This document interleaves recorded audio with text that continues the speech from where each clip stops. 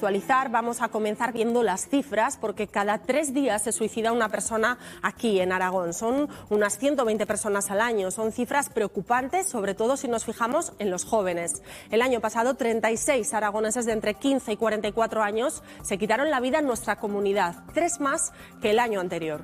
Y en los colegios e institutos de Aragón, Educación abrió en total 820 protocolos por ideación suicida. La mayoría se dan en secundaria. Una cifra que año tras año no para de crecer, y desde el pasado enero hay 2 proyectos piloto de prevención ya en marcha, y queremos profundizar hoy en este asunto. Lo vamos a hacer en la entrevista principal. Nos acompaña Paco Rollo, psicólogo infanto-juvenil y orientador educativo. Además pertenece a la Junta de la Asociación Aragonesa de Psicopedagogía. Muy buenos días. Buenos días. Bueno, hay que hablar de prevención, porque ahí es por donde se empieza. Hay que hablar de prevención del suicidio. Estamos viendo las cifras, son cifras muy preocupantes. Usted es especialista en el perfil de la población infanto-juvenil. Nos vamos a centrar sobre todo en esa etapa de la vida, en esa edad, pero antes queremos que nos muestre una radiografía. ¿Qué está pasando también en la edad adulta? Porque lo cierto es que se han ido incrementando esas cifras. Sí.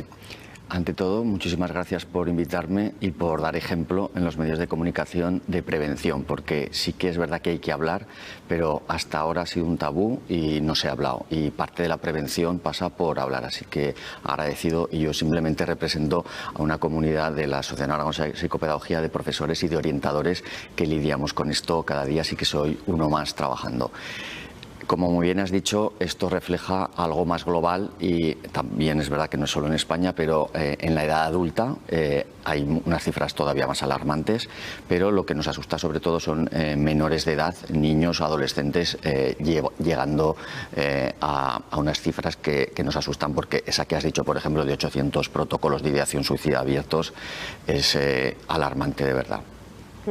Bueno, vamos a ir ahora sí con esa parte, ¿no?, infanto-juvenil, donde también esas cifras han ido creciendo, como hemos visto, esos protocolos. ¿Cómo podemos prevenir y detectar que un niño o un joven está en apuros y que necesita de nuestra ayuda?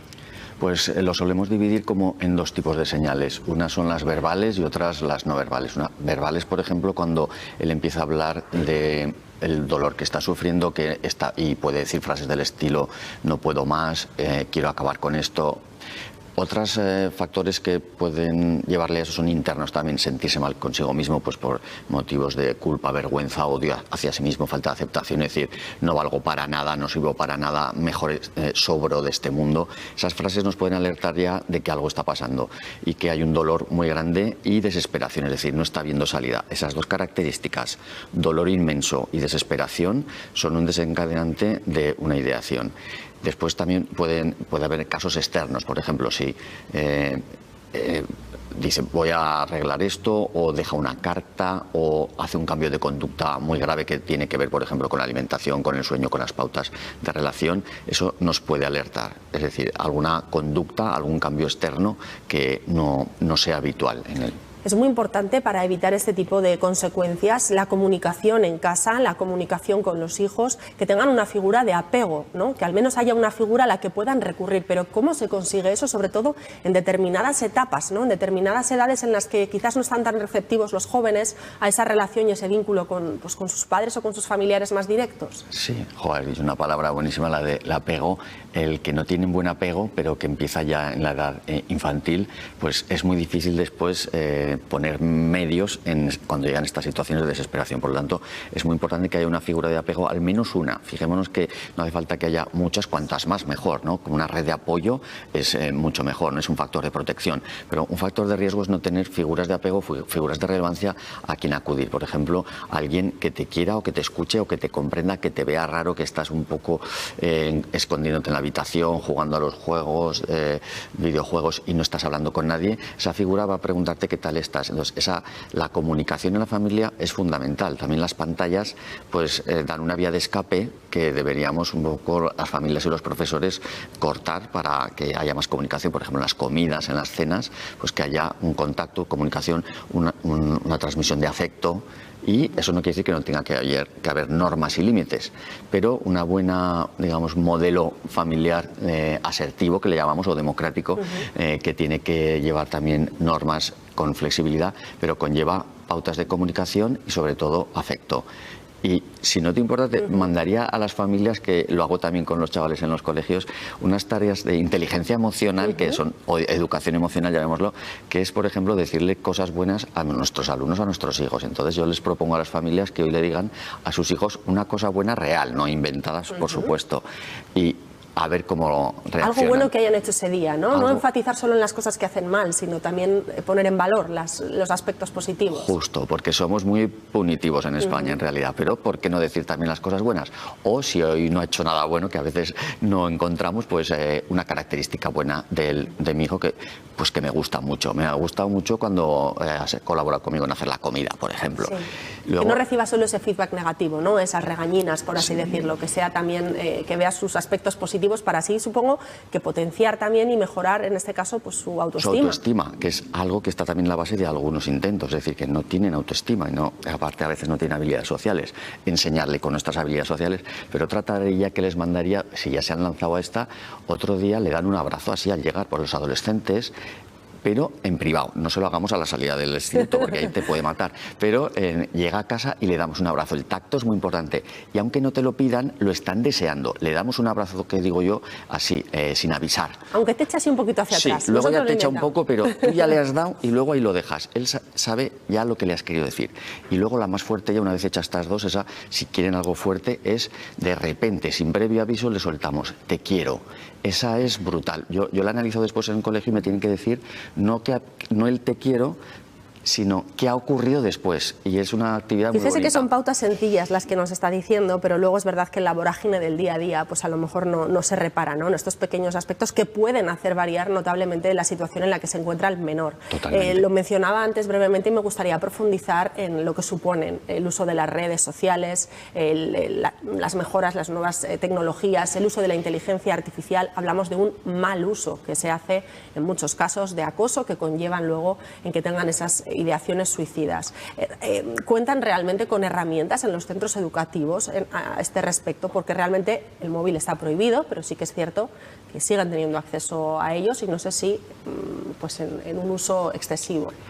Sigue siendo el uso excesivo, de hecho ahora se están recibiendo en las Cortes a diferentes comisiones para hacer un nuevo decreto y regular el mal uso de las pantallas, no el uso que deben ser utilizadas, por supuesto, ¿no? Sino el mal uso, el exceso o el uso para cosas malas, como por ejemplo los que entran a sitios inadecuados o manipulan las imágenes. Hablábamos con la consejera de Educación, entrará en vigor previsiblemente para el siguiente curso ese decreto en el que efectivamente se van a regular más todavía de lo que ya están, pero me refería más a esas herramientas del día a día, ¿no? ¿En qué se puede reparar? Vale, de decir, bueno, pues igual está metiéndose en algunas páginas web que no debe, igual están acosándole a través de redes sociales. Pues, por ejemplo, en los centros, que de nuevo volvemos a la prevención, si se instauran en los centros programas de convivencia, la Comisión de Convivencia funcionando, programas de ayuda entre iguales, sobre todo, hay programas buenísimos que nos asesoran en Aragón y viene el experto en la tutoría entre iguales, por ejemplo, que se hace